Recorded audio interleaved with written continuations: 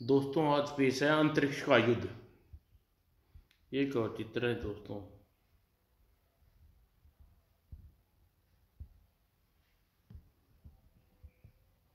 हजारों वर्ष पहले की बात है। राक्षसपुरी के राजा राक्षस राज जटासुर के यहाँ बहुत ही मनोनीतियां से एक पुत्र उत्पन्न हुआ।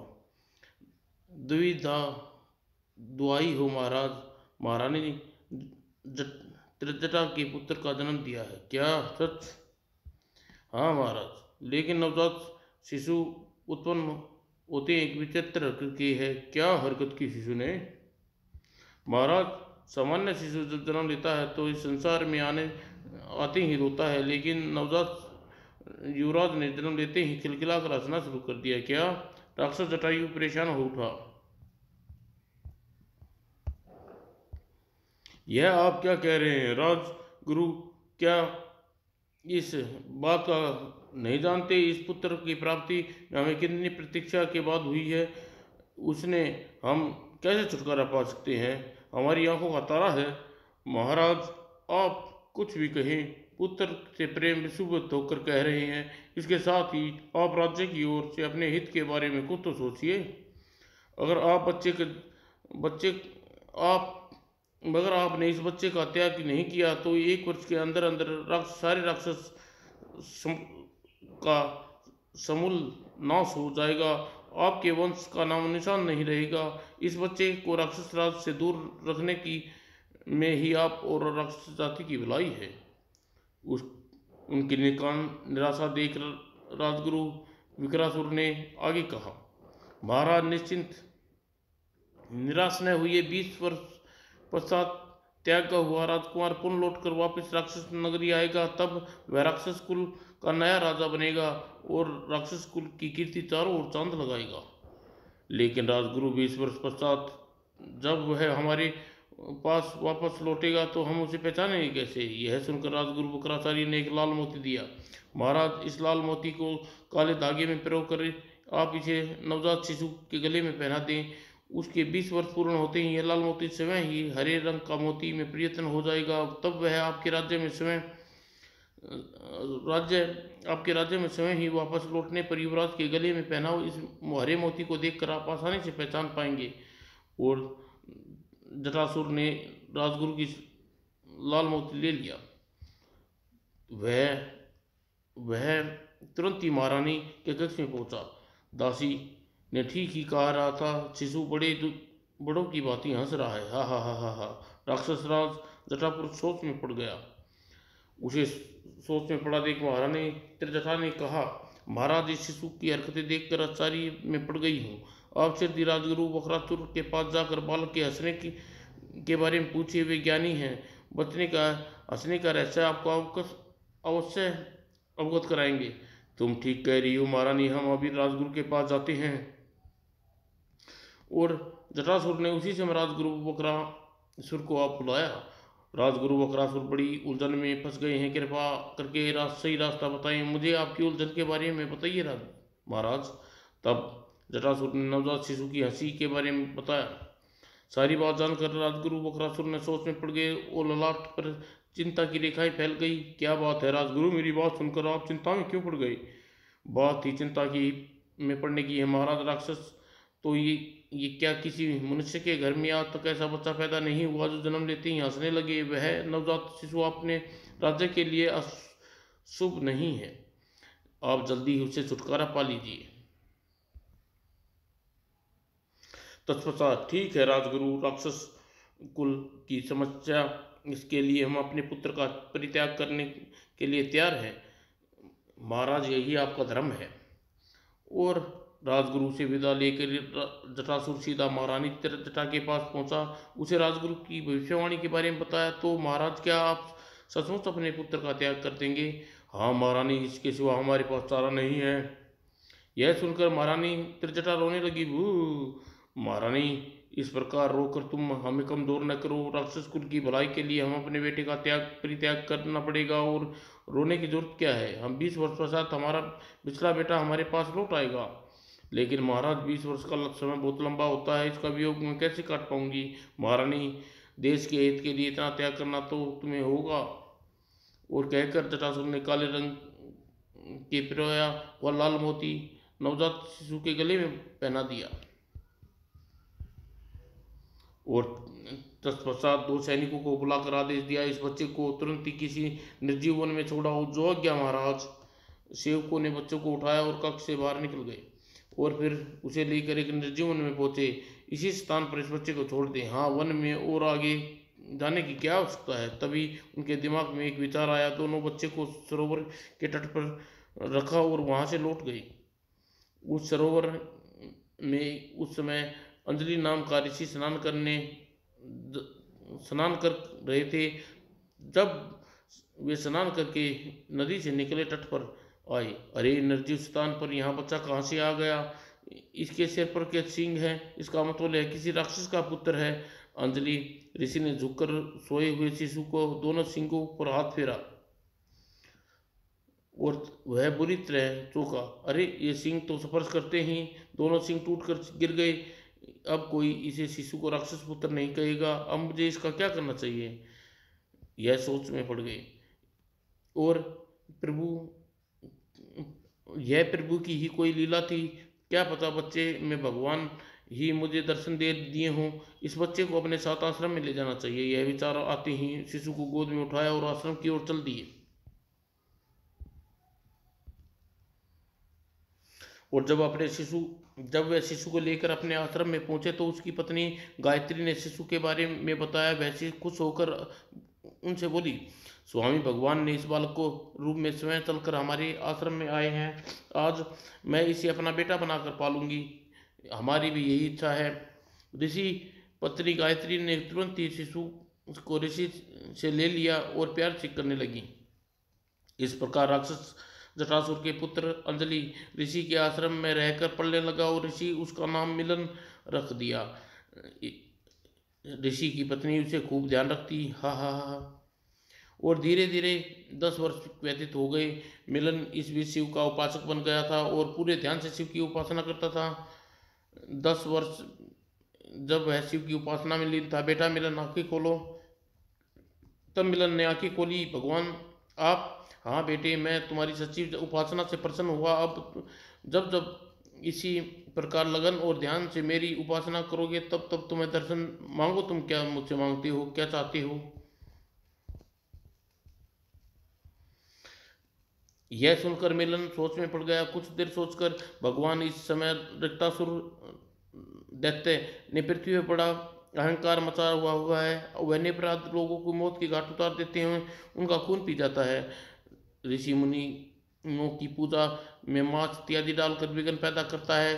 आपकी कृपा से मैं उसका वध करना चाहता हूँ। मिलन, तुम छोटे होते हुए भी तुम्हारे विचार इतने उच्च हैं, यह जानकर हमें प्रशंसा हुई। वैसे तो रक्तासुर दैत्य की को अमरता का वर मिला हुआ है, फिर भी हम तुम्हें आशीर्वाद दे रहे हैं कि रक्तासुर का वध तुम्हारे हाथों ही होगा।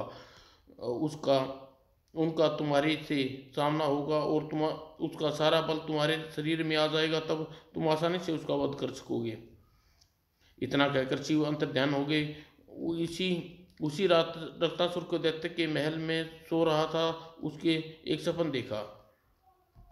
अभिमानी रक्तासुर, तूने पृथ्वी पर उत्पात मचा रखा हुआ है। तेरा काल इस पृथ्वी पर पैदा हो चुका है। शीघ्र ही तेरा वध कर डालेगा। कौन है तू और क्या बक रहा है? हमें भला कौन मार सकता है? रक्तासुर, मैं तेरा काल। बहुत दिनों से मैंने तुझे अपने पंजों में दबोचने की अवसर तलाश रहा था। अब वह अवसर आ पहुंचा है। शीघ्र ही तू मेरे चुंगल में आ जाएगा। हा हा हा मूर्ख, काल मेरी शक्ति का से कोई मुकाबला नहीं कर सकता। मैंने युद्ध में मनुष्य को देवताओं तक हरा दिया है।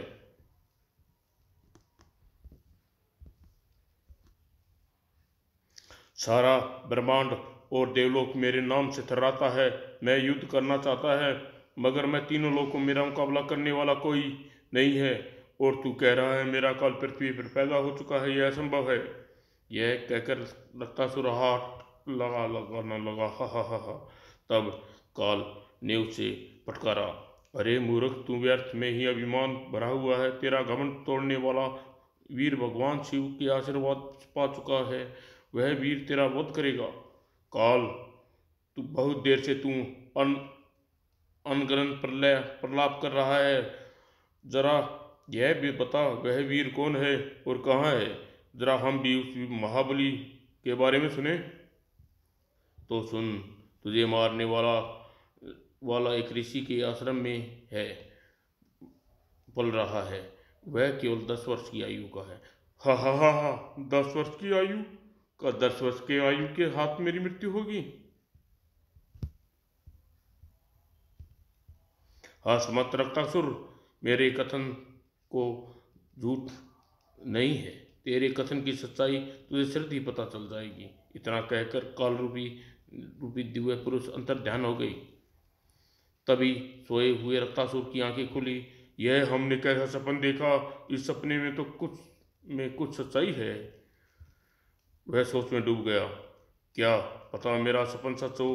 पृथ्वी पर जितने भी ऋषियों के आश्रम हैं, मुझे प्रत्येक आश्रम में जाकर उस बालक की खोज करनी चाहिए। यह निर्णय कर वह पुनः शयन कक्ष पर लेट गया और भयंकर खर्राटे भरने लगा। दूसरे दिन ऋषियों के आश्रम में खोज पर चल पड़ा। हम भी बहुत सूरमा बालक देखें तो जो काल के कथन के अनुसार मुझे हमें मारने वाला है।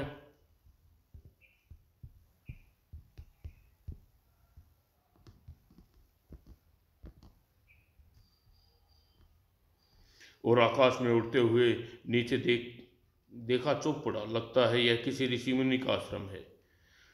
तुरंत वह नीचे उतरने लगा। क्या पता इसी ऋषि ने वह 10 वर्ष का बालक जिसे मुझे तलाश हो। वह एक आश्रम में उतरा। आश्रम में 10 वर्ष का बालक घूम रहा है। कहीं यही बालक तो नहीं जो मुझे पर पर मौत का घाट उतार देना चाहिए।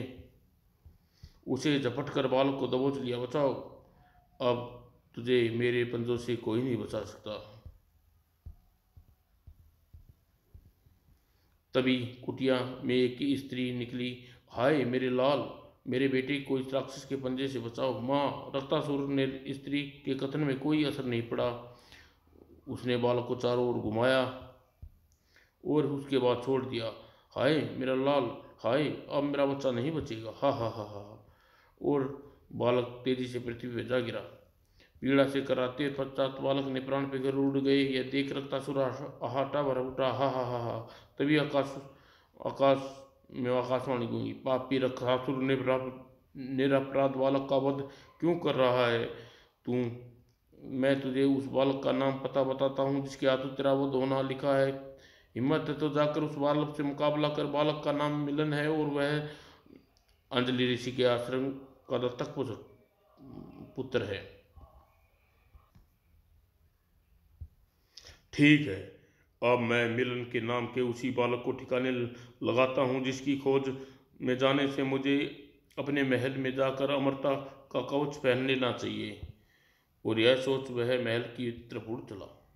दूसरी ओर मिलन अतिथि ऋषि कह रहा था। ऋषिवर, आज मुझे आज्ञा दे, मैं रक्तासुर दैत्य से मिलने जाना चाहता हूँ। बेटा मिलन अभी 10 वर्ष का समय का सुकुमार बालक है।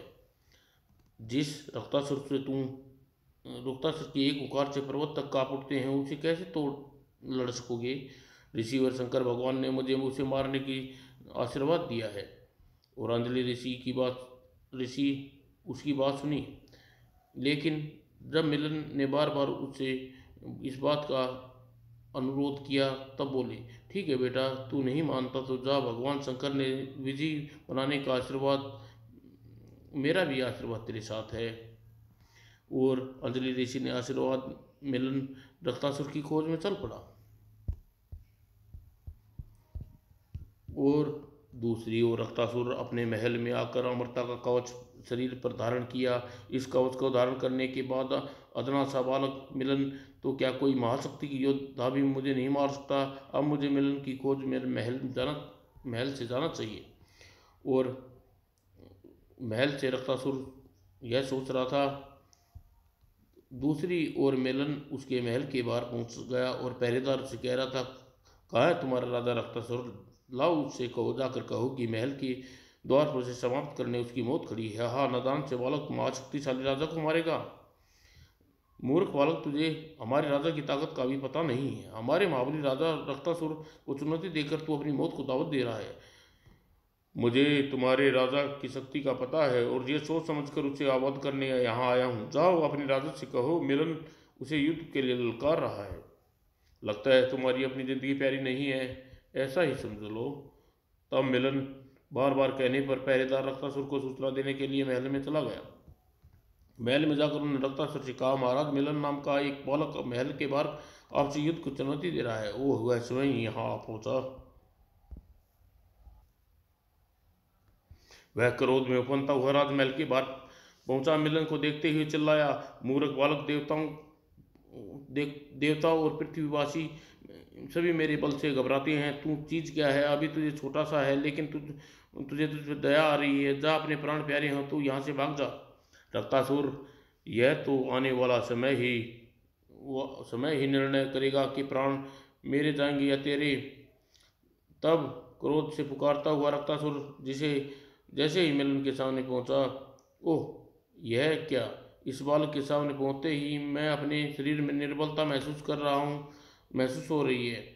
और दूसरी ओर मिलन सोच रहा था, रक्तासुर मेरे सामने आते ही मुझे इसके अपार शक्ति महसूस अनुभव हो रहा है। लगता है शंकर भगवान के दिए वरदान के कारण रक्तासुर का समस्त बल मेरे शरीर में आ गया है।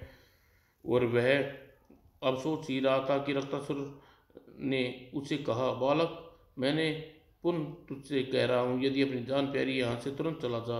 रक्तासुर, तेरे घमंड को समझता हूँ, साथ ही यह भी जान रहा हूँ कि इस समय तू मौत से डरा हुआ है और तेरा डर तुझे खा रहा है।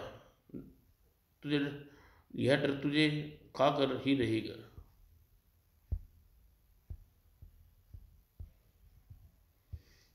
तब क्रोध में भरकर रक्तासुर ने तलवार उठाकर मिलन पर वार करना चाहा, लेकिन तभी वह बुरी तरह चौंका। यह क्या! मेरा हाथ निश्चेष सा हो गया। मैं चाहकर भी अपनी तलवार नहीं उठा पा रहा हूँ। यह देख मिलन ने उससे कहा, रक्तासुर, तूने बहुत निरपराध लोगों को सताया है। आज तेरे पापों का घड़ा भर चुका है। अब तुझे मौत हाथों कोई नहीं बचा सकता। और कहकर मिलन ने तेजी से उछाल मजबूती से दोनों हाथ रक्तासुर की गला दबाने लगा। कुछ ही देर में रक्तासुर की आंखों दम घुटने से बाहर निकल पड़ी। आह, मैं और अगले ही पल रक्तासुर एक भयंकर चिंगाड़ मारी और पृथ्वी पर गिर पड़ा। उसके पृथ्वी पर गिरते ही, अरे, इस बालक ने हमारे महाराज को मार डाला, पकड़ लो इसे, भागने न पाए। यह सुनकर सैनिकों ने उसे पकड़ने के लिए उसके पीछे दौड़ पड़े। इससे पहले कि सैनिक आकर उसे पकड़ते, शंकर भगवान ने वहां पर कट होकर उनके उपस्थित राक्षस से कहा, खबरदार, अगर किसी ने मिलन की ओर हाथ लगाया तो तुरंत जलकर भस्म हो जाएगा। तुम्हारे पापी राजा को ऐसा ही अंत होना था, इसलिए इसकी मौत का मातम बनाने की कोई आवश्यकता नहीं। तब भगवान ने मिलन से कहा, मिलन बेटा, तुम्हारी इच्छा पूर्ण हो गई है। पृथ्वी के कलंक को तुमने मौत के घाट उतार दिया है, इसलिए अब तुम अत्रि ऋषि के आश्रम में वापस चले जाओ। जो आज्ञा भगवान और शंकर भगवान के उत्तर से राक्षस सहम कर रुक गई। शंकर भगवान अदृश्य होते ही मिलन वहां से चल दिया और आश्रम पहुंचकर जैसे ही उसने अंजलि ऋषि को रक्तासुर की मृत्यु की सूचना देते हुए प्रशंसापूर्वक बोले, बेटा, रक्तासुर को मारकर तूने बहुत बड़ा पुण्य का कार्य किया है। समस्त पृथ्वीवासियों और ऋषियों को आभारी हैं। ऋषिवर, यह तो मैंने आपके आशीर्वाद और शंकर भगवान की कृपा से संभव हो चुका है। और उसी दिन अंजलि ऋषि आश्रम में विशाल यज्ञ का प्रयोजन किया गया, क्योंकि यक्ष के विघ्न डालने वाला रक्तासुर दैत्य मारा जा चुका था, इसलिए यज्ञ सफलता के साथ संपन्न हुआ। इस घटना के पूरे 10 वर्ष व्यतीत होने पर हो गए मिलन को पूर्ण तथा युवा हो गया था। एक दिन जब नहाते हुए उसके सरोवर जल में अपना प्रतिबिंब देखा तो बुरी तरह चौंक पड़ा। अरे, यह क्या! मेरे गले में काले रंग का धागे में लाल मोती पड़ा हुआ है। यह है अपने आप कैसे आ गया? वह मिलन आश्चर्य में डूबा था और तभी सरोवर के तट पर शंकर भगवान प्रकट हुए। मिलन मोती में परिवर्तन रंग तो देखकर चौंको मत। यह हरा रंग इस बात का सूचना दे रहा है कि अब तुम्हें अपने राज्य लौटने का समय आ गया है। यह आप क्या कह रहे हैं भगवान? आप मुझे मुझे कौन से राज्य वापस लौट जाने की बात कह रही हो? अंजलि ऋषि का पुत्र हूँ। मिलन, तुम अंजलि ऋषि के पुत्र अवश्य हो, लेकिन अपने दंतक पुत्र हो। तुम्हारे असली माता पिता राक्षसपुरी के राजा जटासुर हैं और तुम्हारी माँ का नाम त्रिजटा है। क्या यह सत्य है? मिलन, तुम राक्षसीपुरी के युवराज हो। पूरे 20 वर्ष हो चुके हैं, इसलिए तुम्हें राक्षसपुरी लौट जाना चाहिए। राक्षस राज जटासुर बेचैनी से वहाँ तुम्हारी प्रतीक्षा कर रहे हैं। कहते हुए शंकर भगवान ने मिलन को जन्म से सारी कहानी विस्तार पूर्वक बता दी और शंकर भगवान की सारी बातें मानकर मिलन समस्त रह गया। ओह, मैं राक्षस पुत्र हूँ। यदि ऐसा भगवान, मेरे सिर पर तो 2 सिंह होने चाहिए। तुम्हारे जन्म लेने से पूर्व तुम्हारे सिर पर 2 सिंह, राक्षसों के 2 सिंह लगे थे। अंजलि ऋषि ने जैसे ही उन सिंहों को स्पर्श किया, तुरंत ही टूट गए। यह सुनकर मिलन सोच में पड़ गया। यह देख भगवान शंकर ने उसे समझाया, मिलन सोच विचार छोड़ो और तुरंत ही इसी समय राक्षसपुरी के लिए रवाना हो जाओ। इसी में तुम्हारी राक्षस कुल की भलाई है। जो आज्ञा भगवान। और मिलन तत्काल ही अंजलि ऋषि के पास पहुंचा और उसे भगवान शिव द्वारा बताई सारी बातें जानकर अंजलि ऋषि ने उदास होते हुए कहा, तो बेटा, अब तुम हमें छोड़कर राक्षसपुरी चले जाओगे? शंकर भगवान का यही आदेश है ऋषिवर। ठीक है बेटा, जाओ, जैसी प्रभु की इच्छा। और तब अंजलि ऋषि और उसकी पत्नी गायत्री से विदा लेकर राक्षसपुरी की ओर चल पड़ा। राक्षसपुरी पहुंचकर महल के पहरेदारों से कहा, मैं राक्षसपुरी जटासुर से मिलना चाहता हूँ। पहरेदार उसे लेकर राक्षस जटासुर के पास पहुंचे। महाराज, यही युवक आपसे मिलना चाहते हैं। जटासुर ने उत्सुकता से मिलन की ओर देखते हुए कहा, युवक, तुम कौन हो? महाराज, मेरे गले में पड़े मोती को ध्यान से देखिए, आपको इस प्रश्न का उत्तर मिल जाएगा। वह तुरंत ही जटासुर के गले में पड़े हरे मोती को ध्यान से देखता है। मोती को देखते ही चौंक पड़ा, यह युवक के गले में हरा मोती पड़ा हुआ है। यह सोचकर राजगुरु विक्राचार्य को बरसों पहले कई बात याद आ गई। महाराज, निराश न होइए। 20 वर्ष पश्चात युवराज के गले में पड़ा हुआ मोती हरा हो जाएगा और समय युवराज आपके पास चला आएगा। यह भविष्यवाणी याद आती जटासुर ने मिलन को की ओर देखा। कहीं तुम 20 वर्ष पहले बिछड़े हमारे बेटे तो नहीं? आपने सही पहचाना महाराज, आपका बिछड़ा बेटा हूँ और मेरा नाम मिलन है। यह सुनकर जटासुर की आंखों में खुशी के आंसू भर आए और वह गुर्राते हुए स्वर में मिलन से बोला, मिलन बेटा, तुम्हारे बिछोड़ ने हमें बहुत तड़पाया है और न तरसाओ, आओ मेरे सीने से लग जाओ। यह सुनकर मिलन दौड़कर जटासुर के सीने से लग गया। पुत्र को लौटाने की सूचना पाकर महारानी त्रिजटा दौड़ी वहां आई और मिलन को छाती से लगाकर बोली, बेटा, अब हमें छोड़कर कहीं न जाना, वरना हम रो रो कर अपनी जान दे दूंगी। माँ, अब तुम अपना शेष जीवन आपकी और पिताजी महाराज की छत्र छाया में गुजारूंगा। और मिलन राक्षसपुरी में युवराज मिलन ने दिन बिताने लगा। एक दिन जब वह वन में भ्रमण करने लिए राज्य में से वापस लौट रहा था, तो उसका सामना इंद्र से हो गया। सिर उठाकर आचार्य से इंद्र ने की ओर देखने लगा। यह देखकर अभिमान से इंद्र बोला, नरक के कीड़े, जानता नहीं मैं कौन हूँ? मैं इंद्रलोक का राजा इंद्र हूँ। मेरे सामने कोई नजरें ऊंची करके नहीं रह सकता। तू फौरन नजरें नीचे कर ले। इंद्र को अभिमानी भरी बात सुनकर मिलन की आत्मा सम्मान को बुरी तरह हाथ लगा और वह इंद्र से बोला, इंद्र, माना तू इंद्रलोक का स्वामी हो, पर मैं भी तुमसे कम नहीं। मैं पृथ्वीलोक का सबसे शक्तिमान राजा राक्षस राज जटासुर का पुत्र युवराज मिलन हूँ। मेरे तुम्हारे अपनी नजरें नीचे नहीं करूँगा। यह सुनकर इंद्र को क्रोध से तिलमला उठा, रे राक्षस पुत्र, बहुत अभिमान है तो अपने ऊपर। मैं तो तुझे तब जानूं जब तू अंतरिक्ष से इंद्रलोक जैसा दूसरा नगर बसा के दिखा दे। ठीक है इंद्र, मैं तेरी चुनौती स्वीकार करता हूँ। और उसने तिरस्कार भरी दृष्टि इंद्र आगे बढ़ गया। मिलन उसी समय अपने पिता के पास पूछा, पिताजी महाराज, मुझे इंद्र ने मेरे सभी विमान को ललकारा है। मैंने उसे चुनौती को पूरा करने के लिए आज ही वन में जाना चाहता हूँ। वन में जाकर तुम क्या करोगे बेटा? पिताजी महाराज, मैं वहां जाकर अपने आराध्य देव शिव शंकर भगवान की तपस्या करूंगा। उनसे आशीर्वाद में ही इंद्र को चुनौती पूरा कर सकता हूँ। तब जाओ बेटा, मेरा आशीर्वाद तुम्हारे साथ है। और पिता की आज्ञा पाकर वह वन की ओर चल दिया। वन में जाकर उसने कठोर तपस्या की, ओम नमः शिवाय। और उसकी तपस्या से प्रसन्न होकर सिद्धि शंकर भगवान उसे दर्शन ना। कहो बेटा मिलन, कैसे याद किया? भगवान इंद्र, मुझे चुनौती दी गई है कि मैं अंतरिक्ष में इंद्रलोक जैसा दूसरा नगर नहीं बना सकता हूँ। मैंने उस चुनौती को स्वीकार कर लिया है। उसी चुनौती को पूरा करने के लिए मैंने अपनी तपस्या की। इंद्र को सामने अपने भक्ति के सामने आपके भगत का सर नीचाना हूँ।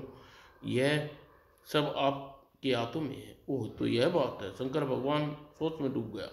कुछ देर सोचकर उसने कहा, मिलन बेटा, हमारे भगत हो। भगवान को भगत की पुकार सुननी ही पड़ती है। हम भला तुम्हारी इच्छा अवश्य पूरी करेंगे। भगवान सचमुच?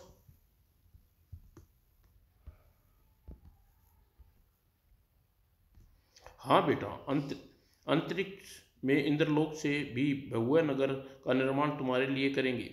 उस नगर के राजा तुम होगे और उस नगर का नाम मिलन नगर होगा।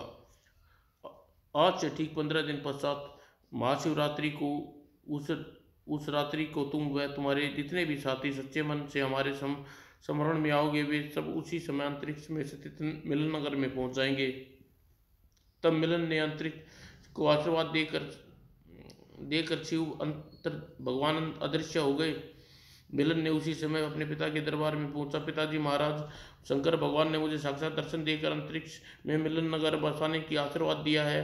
ठीक शिवरात्रि की रात को मुझे अंतरिक्ष में सबसे मिलन नगर में बसे मिलन नगर में जाना है। तो शंकर भगवान ने तुम्हें पुकार सुन ली। दूसरी ओर दरबारी मिलन मिलन से बोले, युवराज मिलन, हम भी आपके साथ अंतरिक्ष में बसे मिलन नगर में जाना चाहते हैं। यह सुन मिलन उन लोगों से कहा, जो भी मेरे साथ अंतरिक्ष में जाना चाहता है उसे शीघ्र मैं अपने साथ ले जाऊंगा। मिलन ने की इस घोषणा से समस्त दरबारी खुशी की लहर तोड़ गई। और महाशिवरात्रि को मिलन व अन्य लोग जो उसके साथ अंतरिक्ष में मिलन नगर के जाने के उत्सुक थे, खुले आकाश के नीचे पहुंचकर आंखें बंद करके शिव का स्मरण किया। हे भगवान, भगवान शिव, हमारी इच्छा पूर्ण करो और हमें मिलन नगर पहुंचा दो। और अगले ही पल सभी ने आंखें खोली तो अपने आप को आकाश में स्मित मिलन नगर महल के सामने खड़ा पाया। ओह, भगवान शिव ने बहुत सुंदर नगरी का निर्माण किया है। और वह सब सोच ही रहा था, उसे सामने भगवान शंकर प्रकट हुए। मिलन बेटा, सुंदर नगरी अब तुम्हारी है। इस सुंदर नगरी में प्रवेश करो और हमारा आशीर्वाद तुम्हें हमेशा साथ अजय रखोगे। और शंकर भगवान को प्रणाम करने के बाद मिलन अपने साथियों सहित नगरी में प्रवेश किया। और राजमहल में पहुंचकर वह अपने साथियों को बोला, साथियों, राक्षस कुल में जन्म लेने के कारण अपने प्रभाव की उग्रता अतः पूरी मेरी आपसे प्रार्थना है कि आप इस नगरी में सदाचार, यहाँ व्यर्थ में कोई उत्पात नहीं करेंगे की आवश्यकता नहीं। युवराज मिलन, आज से आप हमारे इस नए नगर के राजा हैं, इसलिए आप जैसा कहेंगे वैसा ही करेंगे। और मिलन अपने राक्षस साथियों के साथ अंतरिक्ष में बसे मिलन नगर में रहने लगा। उस नगर में हर तरह की सुख सुविधाएं, अन्न का भंडार भरे थे। और उस नगर को अंतरिक्ष से सूर्य के समान चमकने लगा। और मिलन प्रशंसा से राक्षस सदाचार सिखा दिया था।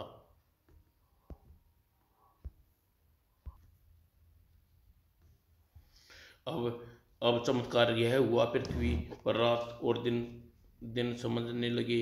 ऋषि मुनियों की रात में भ्रम रहने लगे। लोगों को मिलन अंतरिक्ष में चमकते मिलन नगर के सूर्य समझकर रात्रि में यज्ञ करने लगे। सरोवर में रात्रि में कमल खिलने लगे।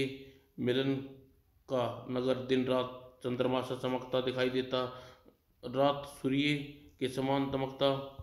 रात को मिलन नगर के चमकते देख पृथ्वीवासी तरह तरह की बातें करते हैं। ऐसा लगता है चंद्रमा सूर्य को जीत गया है। मुझे लगता है कि यह कोई चमकीला नक्षत्र है। और इंद्र के पास भी मिलन नगर की प्रशंसा पहुंची तो वह मिलन नगर पहुंचा और यह देखकर मिलन से कहा, देख लो इंद्र, तुम्हारी चुनौती के अनुसार मैंने अंतरिक्ष में इंद्रलोक से अच्छा नगर बसा लिया। तुमने अंतरिक्ष में नगर तो बसा लिया मिलन, लेकिन तुम्हारे इस नगर की को नष्ट करने के ही दम लूंगा।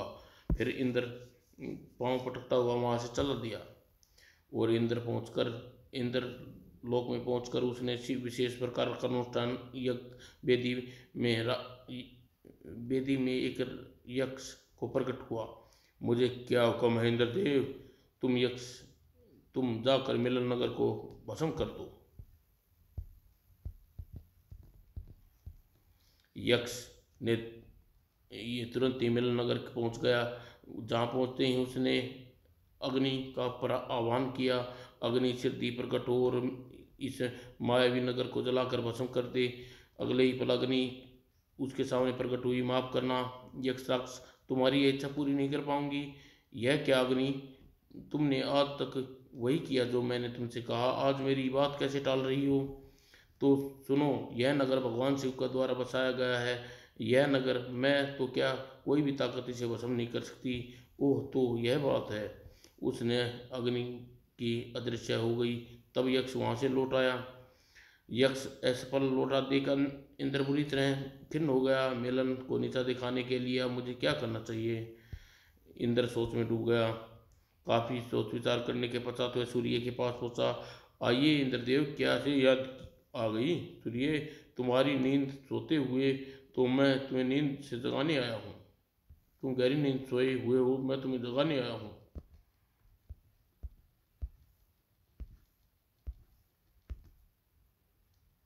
यह आप क्या कह रहे हैं इंद्रदेव? मैं सही कह रहा हूँ सूर्यदेव, तुम्हें पता नहीं है, अंतरिक्ष में मिलन नगर नाम का राक्षस एक नया नगर बसा लिया है जो रात्रि में तुम्हारी भांति चमकता है और पृथ्वी पर उसी नगर को सूर्य समझकर रात्रि में भी दिन के कार्य कर रहे हैं। जब पृथ्वीवासी मिलन राक्षस को नगर में सूर्य समझ बैठे तो जरा सोचो फिर तुम्हारी क्या उपयोगिता रह गई है। सरासर तुम्हारा अपमान है। यह मुझसे सहन नहीं हो रहा। इंद्रदेव, अगर ऐसा है तो मिलन राक्षस से नगर को अपनी तेज किरणों से जलाकर भस्म कर दूंगा। मैं अभी मिलन नगर पर अपनी भटकती हुई किरणें फेंकता हूँ और किरणों की तपिश से नगर टूटकर पृथ्वी पर गिर पड़ेगा। आप ऐसा ही करना चाहिए सूर्यदेव। और सूर्य ने अपनी तेज किरणों से मिलन नगर की ओर फेंकी। सूर्य की तीव्र किरणें मिलन को अंतरिक्ष नगर में एकदम गर्म हो उठी। उससे रहने वाले राक्षसों को गर्मी से चीखने चिल्लाने लगे। आह, गर्मी से गला सूख रहा है, मेरा शरीर जला जा रहा है, ओह गर्मी से मुझे पसीने आ रहे हैं। और सूर्य की तेज किरणें से प्रभावित होकर मिलन नगर टूटे तारे की तरह धीमी गति से पृथ्वी की ओर गिरने लगा। यह देख मिलन घबरा उठा। यह क्या अनर्थ हो रहा है? हमारा नगर पृथ्वी की ओर क्यों जा रहा है? वह घबरा कर महल से बाहर आया। महल से बाहर राक्षस गुस्से में पागल हो रहे थे। मिलन को देखकर वह चिल्ला उठे, युवराज मिलने और सिखाओ, हमें सदाचार का पाठ सिखाओ।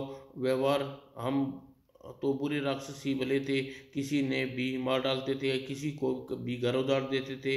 हम से सब डरते थे, लोग तुम्हें ही मार डालेंगे। युवराज, तुम्हारी अहिंसा और दया सदाचार नीति का यह फल है कि हमारा पतन हो रहा है। पृथ्वी पर गिरते ही मिलन नगर टुकड़े टुकड़े हो जाएंगे। मिलन ने राक्षसों को किसी प्रकार शांत किया। उन्होंने कहा, हमें भगवान शंकर से प्रार्थना करनी चाहिए, वही हमारे विपत्ति से छुटकारा दिलाएंगे। यह कहकर वही पर शंकर भगवान की आराधना करने बैठ गया। यह देखकर बाकी राक्षस भी शंकर भगवान का स्मरण करने लगे। जल्द ही शंकर भगवान उनके समक्ष प्रकट हुए। उन्हें देखकर मिलन ने हाथ जोड़कर बोला, भगवान, यह कैसी विचित्र लीला है? आपका बसाया नगर इस प्रकार आकाश में टूटकर नीचे की ओर जा रहा है। और जब सूर्य देवता की करामात है, उसकी तेज किरणें प्रभाव से ही हम नीचे गिरे जा रहे हैं। अभी सूर्य देवता को मजा चखाता हूँ। शंकर भगवान ने सिर दी गिरते हुए मिलन नगर को रोक दिया और तत्पश्चात सूर्य भगवान अपनी आंखें मूंद ली और क्रोध से उसका चेहरा लाल हो गया। देखते देखते उसका तीसरा नेत्र खुल गया और शंकर के तीसरे नेत्र से निकलने वाली लपटें जब सूर्य के पास पहुंची तो भय से सूर्य का शरीर कांपने लगा। ओह, यह क्या, मुझे कपकपी सी क्यों छूटने लगी हैं।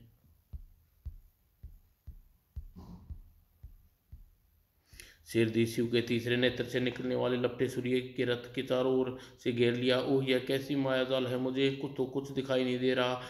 और अगले ही पल उसका रथ तेजी से पृथ्वी की ओर गिरने लगा। अरे, मेरा रथ पृथ्वी की ओर जा रहा है। वो सूर्य का रथ बड़ी तेजी से आकाश मार्ग से गुजरता हुआ पृथ्वी की ओर जा रहा था। सूर्य भी उछलकर पृथ्वी पर जा गिरा और तब शंकर भगवान ने उसके पास आए। तूने सूर्य, तुमने मिलन नगर को पृथ्वी पर क्यों गिराना चाहते थे। भगवान, ऐसा मैंने इंद्र के सिकावे पर किया, कहकर सूर्य ने नजरें झुका ली। सूर्य, तुमने युवराज मिलन नगर के साथ जो व्यवहार किया है वह ठीक नहीं किया। मिलन नगर राक्षस कुल के जन्म लेकर किसी देवताओं से बड़ा है, वह सदाचारी है। तुम्हें उस पर क्रोध नहीं करना चाहिए था। उस पर क्रोध करने का परिणाम स्वरूप तुम्हें इस प्रकार पृथ्वी पर गिराना पड़ा। मुझे क्षमा कर दें भगवान, मैंने अपनी किरणों से गलत उपयोग किया था। तभी वहाँ इंद्र प्रकट हो गए। उन्होंने शिव से कहा, भगवान शंकर भगवान, ऐसा मेरे अभिमान के कारण हुआ है, मैं दोषी हूँ। मैं युवराज मिलन को आप शपथ कहता और वे अंतरिक्ष में आपके नए नगर का निर्माण कराया। मुझे क्षमा कर दीजिए भगवान। इंद्र, तुमने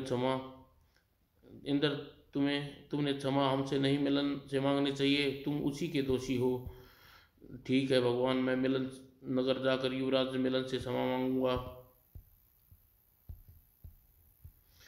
तब शंकर भगवान ने पृथ्वी पर पड़े सूर्य के रथ को उठाकर उसके रथ पर बैठाते हुए कहा, सूर्य, हमेशा इस बात को याद रखना कि तुम्हें कभी भी तेजी का गलत उपयोग नहीं करना है। भगवान, अब मैं इस बात को याद रखूंगा।